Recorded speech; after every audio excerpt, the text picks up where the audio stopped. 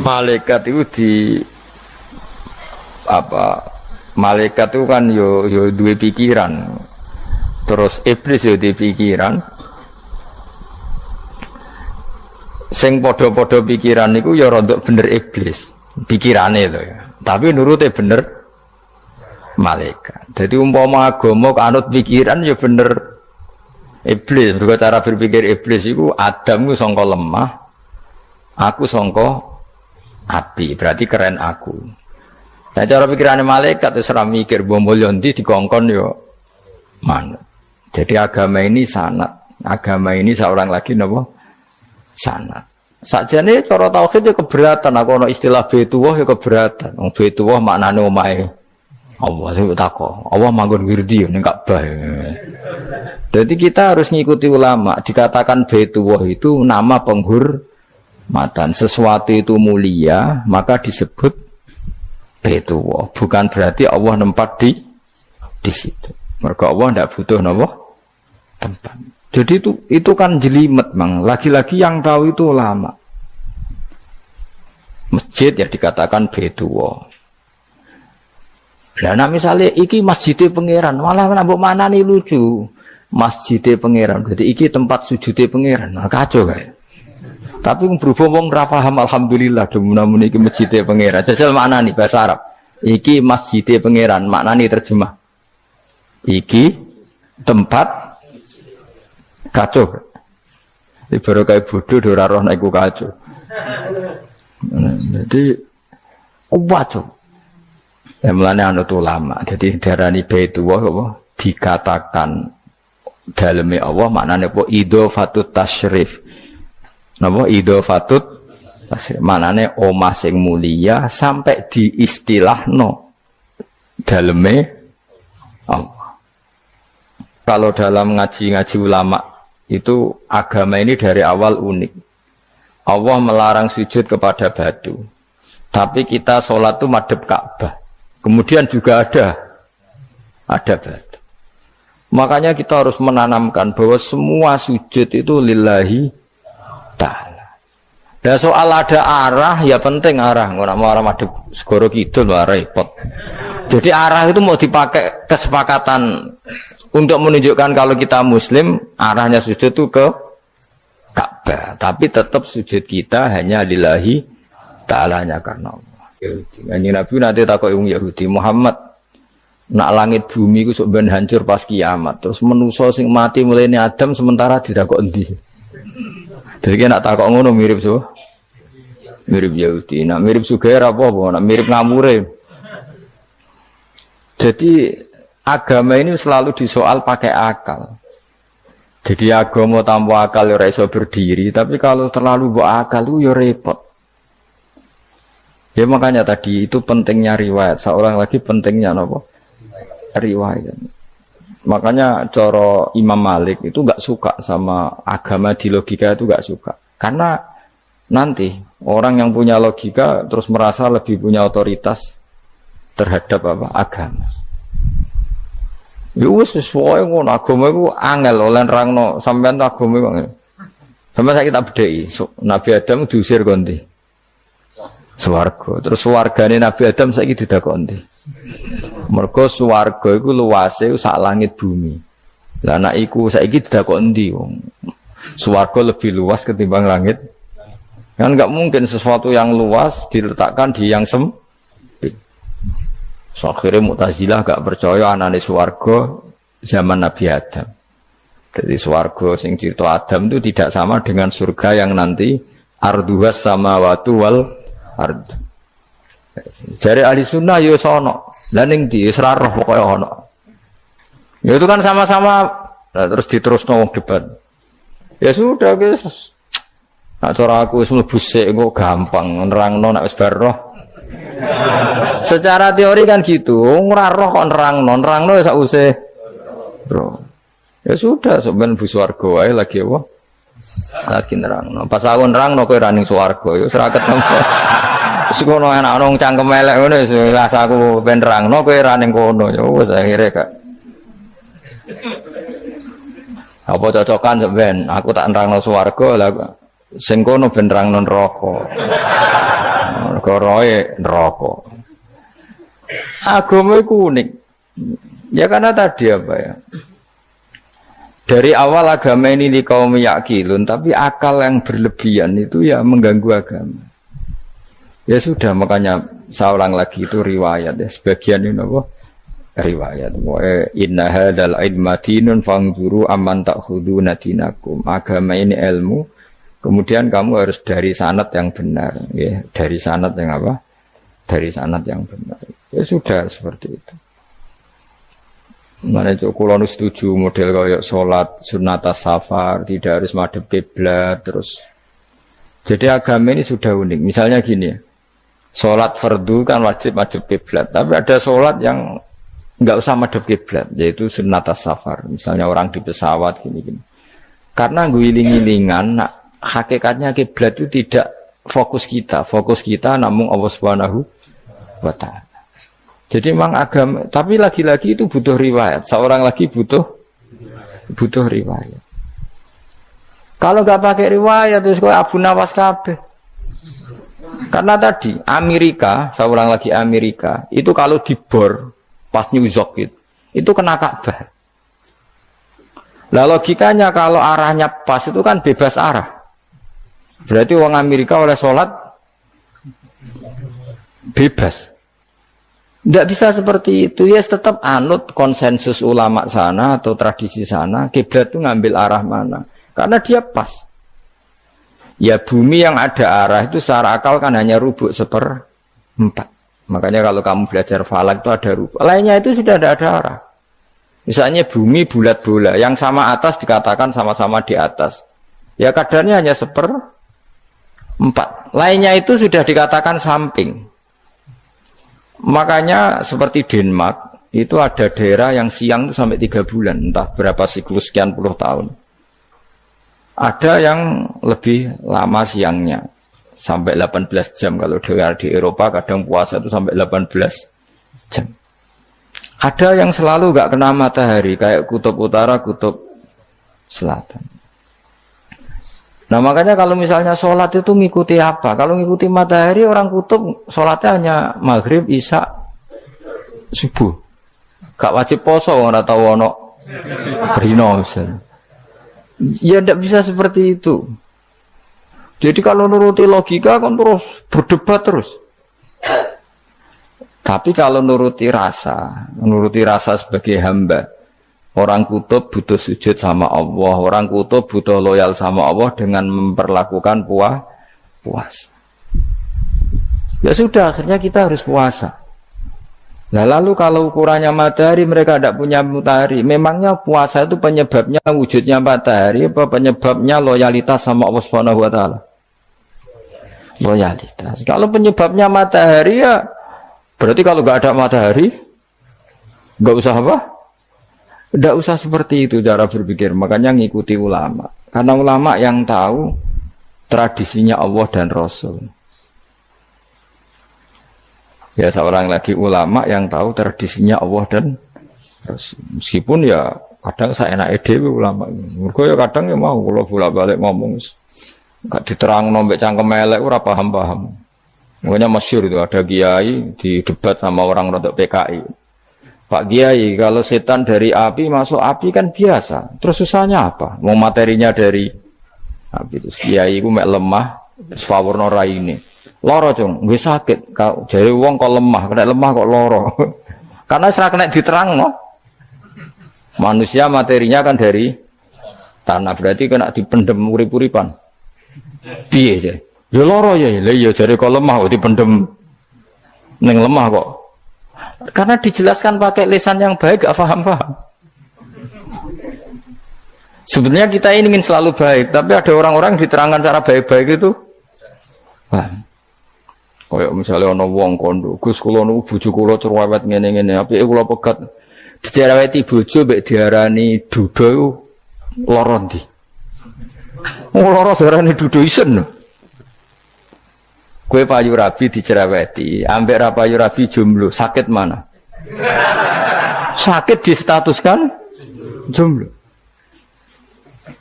Malah kena dicereweti sabar prestasi baru. Mesti Wong ku diwolak-walik. Lan jarbe sekolah tas malan kula seneng mbek Imam Syafi'i.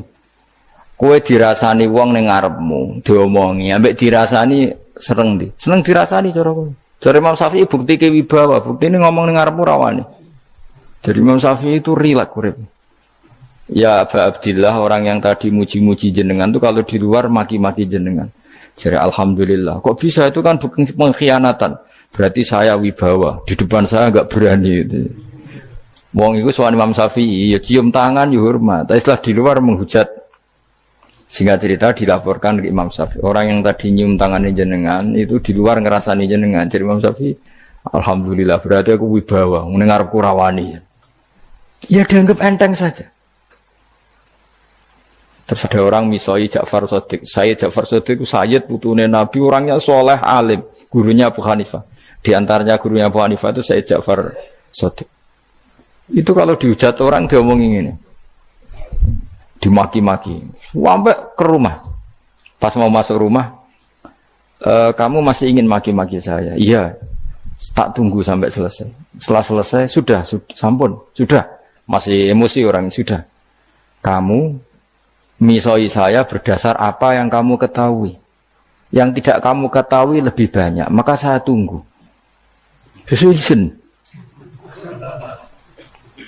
Wisen sampai terus ketika ditanya, kenapa engkau sabar ketika jenengan saya pisui? Orang ini akhirnya tobat, mencium tangannya, mencium lututnya.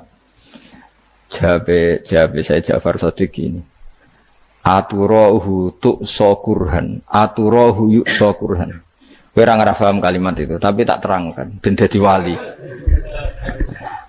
Kowe roh pangeran. Ya tahu. Sing durakani pangeran tuh banyak enggak? Yang maksiati pangeran tuh banyak enggak? Banyak. Lah yung pangeran sing di langit bumi wae dimaksiati, apa meneh terima aku. Akhirnya terus jadi orang-orang soleh itu cara berpikir itu di luar kapasitas kamu. Apa ya? Mereka itu hanya Allah, taunya itu hanya Allah. Aku kan enggak egois, harga diri. Mana ada agama berdasar harga diri itu kalau dalam bahasa Arab disebut hamiyat al-jahiliyah, itu gengsi nopo? Jahili. Makanya ketika saya berkali-kali cerita itu, ada seorang ulama dipanggil tetangganya, setelah sampai situ, sudah kembali saya tidak butuh kamu. Setelah sampai rumah dipanggil lagi, sudah kembali lagi sampai 3 kali. Ulamanya tetap ceria, tetap nyaman. Ketika ditanya, kenapa engkau tetap nyaman? Wahai pemuda, kamu itu tetangga saya. Kata Allah dan Rasul, nak kue iman be Allah Rasul, kon ngapii tonggo, kon ngundang aku ya teko. Ya seneng nuruti perintahnya. Ketika kamu nyuruh saya kembali, ya saya kembali. Memang itu keinginan kamu. Kue tanggaku, aku kon nurut bek tonggo. Aku ora urusane bek kue. Aku mau nyaman bek perintahnya. Oh, nangis pemuda tadi itu tobat. Kalau kamu kan warga diri, orang kok dipimpong. Ini gak bakat wali blas. Ya. Jadi orang dulu itu nyaman. Karena yes, pikirannya namun Allah Subhanahu wa ta'ala. Umar bin Abdul Aziz itu termasuk khalifah paling soleh setelah periode sahabat. Itu mau kapundhut itu semua ketika keluarganya menangis. Kenapa kamu menangisi saya? Ya karena engkau mau mati. Memangnya kalau mati mau kemana aja? Ila khairi madhubin ilaih, ke zat terbaik. Terus aku mbok kon urip awar kowe gak jelas iso ngrumat aku ta ora. Ana Allah malah jelas. Saiki apik ndi urip mbek wong ora jelas sampai sing jelas. Ya wis kapundhut. Kowe kan gak mati ku wedi. Dosane akeh. Lah mungkin nek urip terus ora dosa apa to ngene. Gaya tok asline. Dosa kula cek kathah Gus kok mati terus. Ya malah apik mati biar dosa meneh. Biasa wae nek ape mati biasa karena potensinya kamu urip suwi ku dosane apa taat meneh. Ya jawab. Potensine. Dosa meneh apa taat meneh? Apa ya dosa ya taat. Terus pas mati pas taat atau pas dosa? Ora usah ngono biasa ya. Sampai mati ae matur pangeran Gusti nak saene mati nggih. Mati mawon nak saene urip nggih. Urip mawon Gusti semua anut jenengan wis. Zaman kula urip sing ngrumat nggih jenengan mungkin sampun mati sing ngelola nggih napa? Jenengan pun donya sing ngurusin jenengan. Kan sebenarnya kalau kita berpikir gitu kan nyaman. Zaman kamu hidup yang mengendalikan jantung, paru-paru, oksigen juga Allah. Dan kamu nggak tahu caranya, tahu-tahu hidup. Tapi setelah mati dikubur kamu iskal. Lalu sistem pernafasan saya gimana setelah saya mati? Memangnya zaman yang dunia kowe roh. Oh karena ada oksigen. Nah, terus oksigen wujudnya karena apa kowe ya ora roh. Oksigen dari zat gini lah zat iku kok sapa ya ora roh. Mau gaya tok ngomong mau tetep akhir ora roh. Lan kadang kula gawok mbek wong goblok wis ora roh kabeh dari awal mau alam semoga iku gak usah nerang. Nah, artinya gini, kalau zaman di dunia kamu tidak bisa mengelola diri kamu sendiri, juga sama setelah mati tidak bisa mengelola diri kamu sendiri. Semua itu al-amru biyadil, semua itu dalam kekuasaan Allah Subhanahu wa ta'ala. Ya sudah, alaihi tawakkaltu wa ilaihi unib. Ya sudah, kita pasrah saja dan kita hanya kembali kepada Allah Subhanahu wa ta'ala. Ya sudah, itu agama. Tapi nak bawa logika pakai akal. Wah itu orang mati itu sudah nggak bisa apa-apa, sudah jadi tanah gini-gini. Ya, masalah catekar yang ngerti, nah, jadi tanah itu tidak bisa apa-apa. Tapi masalahnya kita ini dikendalikan oleh zat yang bisa mengelola semua. Yaitu Nabi Adam diciptakan juga dari tanah. Ya sudah hanya berdasar riwayat itu yang kita akhirnya meyakini setelah kita mati juga bisa hidup lagi. Tapi rasa khawatir, iblis itu ya do'if, iblis ya lemah. Nyatanya ya, kue tetap ngaji jalalan. Berarti orang sukses menyesatkan. Kodang di kue iblis. Ya kodang sampeyan, tukon ra ngaji tetap ngaji. Tukon paham tetap ra paham. Berarti iblis itu enggak keren, no? Betul, saya setiap melihat orang sholat itu menyaksikan kekalahan, no? Iblis. Jadi iblis itu ya kalah ora kok hebat ya ora. Biasa mawon, ora usah sing hebat ya namung pangeran. Dari awal iblis wis menyerah ngadepi orang sing ikhlas. Ikhlas itu dimulai dari awal. Cara bahasa Inggris pokoke hilir sampai hulu sampai hilir kudu ikhlas kabeh. Misale kita duit, yakin nek iku wae Allah. Sehingga kita ketika ngasihkan orang itu kamu enggak merasa itu milik kamu. Sehingga enggak gampang ngundat. Selagi itu kamu benar keduanya awalnya salah itu masih mungkin tidak ikhlas. Uang ini milik saya, tak kasihkan kamu dengan ikhlas. Kalimat milik saya ini menjadikan suatu saat kamu jadi undat-undat karena milik saya. Tapi kalau ikhlasnya dari depan, uang ini milik Allah, ilmunya bahak milik Allah. Terus tak kasihkan kamu juga hambanya. Dari awal kan merasa saya tidak punya apa-apa. Tapi selagi saya ikhlasnya hanya separuh. Ilmu saya tak kasihkan kamu karena Allah, berarti masih potensi enggak ikhlas ya. Jadi kalau ngelatih ikhlas itu harus dua-duanya. Kamu punya uang milik Allah, punya ilmu milik Allah, punya jabatan milik Allah, kemudian kamu kasihkan sesuai perintah Allah. Itu lebih mudah ikhlas karena la haula wala quwata illa billah. Selagi masih separuh saja salah, itu potensi berikutnya juga ikut salah. Misalnya aku ngurmat yatim kok ikhlas, duitku tak kena. Kata duitku itu menjadikan suatu saat. Dulu tak rumat, saiki jebule lali aku. Tapi kalau alhamdulillah saya pernah digerakkan Allah ngrumat yatim dengan milik Allah juga. Sehingga kita sekedar pernah melakukan ketaatan ini senang. Enggak penting berikutnya anak yatim ini nanti peduli kita apa enggak, enggak penting. Yaitu ikhlas ya. Ikhlas itu sesuatu yang semuanya lillahi ta'ala. Ya, inna sholati wa nusuki wa mahyaya wa mamati lillahi rabbil alamin. Itu masyhur itu khilafnya ulama. Apakah malaikat itu termasuk umatnya Kanjeng Nabi Muhammad sallallahu alaihi wasallam? Ada ulama yang mengatakan cara pandang Nabi diutus itu untuk mensolehkan yang tidak soleh atau mensolehkan yang potensi tidak soleh. Kan orang itu ada dua. Ada yang memang tidak soleh disolehkan. Ada yang potensi tidak soleh. Sebetulnya sudah soleh, tapi potensi juga tidak soleh. Terus disolehkan. Nah, malaikat ini kan tidak berpotensi maksiat, sehingga agak butuh nabi. Seorang lagi, malaikat itu kan nggak mungkin nggak soleh, selalu soleh. Berarti nggak butuh nabi. Itu cara pikiran Imam Suyuti. Sehingga dia mengatakan Quran itu memperingatkan semuanya kecuali malaikat. Karena malaikat tanpa diperingatkan sudah soleh. Tapi kata ulama yang lain tidak seperti itu. Malaikat tetap senang sebagai umatnya Rasulullah Shallallahu Alaihi Wasallam karena butuh status tasyrif. Tasyrif itu keren. Nanti ditakoki kowe melok kelompok isopo, melok kelompok Kanjeng Nabi Muhammad Shallallahu Alaihi Wasallam. Sehingga kalau nanti ditanya Allah, mimman anta misalnya, min ummati habibika Muhammad, itu keren. Kayak termasuk umatnya kekasihmu Nabi Muhammad Shallallahu Alaihi Wasallam. Lalu kamu ngikuti apa? Yo min ahsani kitabik, macam ngikuti kitab terbaikmu ya Allah. Sehingga mereka ikut umatnya Nabi bukan karena disolehkan, tapi karena tasrif, satu kehormatan. Itu yang diikuti ulama. Tradisi kita ahli sunnah ngikuti yang pendapat itu. Ngikuti bahwa malaikat pun suka dikategorikan umatnya Kanjeng Nabi Muhammad Sallallahu Alaihi Wasallam karena nambahi tasrif. Nambahi apa? Tasrif. Masyhur itu Imam Suyuti dalam hal ini kita ngikuti ulama mayoritas, bukan ngikuti yang ini. Masyhur kan Jibril ditanya, kan itu ketika Jibril ketemu Nabi Muhammad ditanya, untungnya apa kamu jadi safir? Safir itu kira-kira terjemahan bebasnya panitia saya.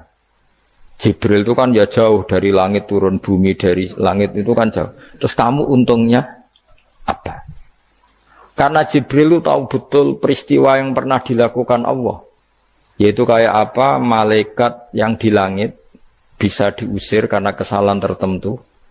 Malaikat yang sok suci kayak siapa itu Harut Marut juga dihinakan seperti itu. Dan Jibril tahu betul Allah itu yaf'alu ma yasha. Jadi yang sekarang malaikat bisa saja jadi pokoknya tahu betul Allah bisa melakukan apa saja. Karena Jibril tahu betul Allah, karena dia ketua malaikat. Kan kita tahu misalnya ada sejarah siapa? Harut Marut, dari malaikat menjadi hina seperti itu. Terus Jibril akhirnya tanya, ya sudah, Jibril punya apa? Terus ditanya Nabi, kamu untungnya apa setelah jadi safir saya, jadi panitia yang ngurusi wahyu? Terus kata malaikat Jibril, saya tidak pernah merasa aman. Apakah saya selalu dalam posisi ini? Posisi terhormat, kecuali setelah menjadi safir, menjadi pelayan kamu ketika aku distatuskan oleh Allah apa itu innahu laqaulu rasulin karim dzi quwwatin inda dzil arsy makin muta'in tamma amin. Terus ganti fa amin tu ba'du, baru setelah itu saya merasa aman bahwa posisi saya aman karena Quran itu abadi ila yaumil qiyamah ila mala mi'adalah, semuanya Quran itu abadi dan di Quran itu saya distatuskan muta'in sama amin. Berarti saya merasa aman, tidak akan dirubah kestatusan saya malaikat semenjak saya jadi safirmu. Intinya Jibril juga mendapat kehormatan karena ngitmai Quran. Paham ya? Makanya kita di sini mengatakan ini pendapat Imam Suyuti, tapi hampir semua ulama berpendapat apa? Malaikat pun ikut mendapat berkahnya Kanjeng Nabi Muhammad Shallallahu Alaihi Wasallam. Jenenge apa? Berkah tasrif, apa berkah apa? Tasrif. Jadi punya status kehormatan. Nah, yang dikatakan Imam Suyuti itu murni logika. Murni logika tadi, yang namanya Quran itu memberi peringatan supaya yang enggak soleh menjadi soleh, dan malaikat tidak butuh itu karena sudah selalu soleh ya. Jadi itu logika saja, tapi kita berkeyakinan malaikat pun butuh, tapi untuk kehormatan.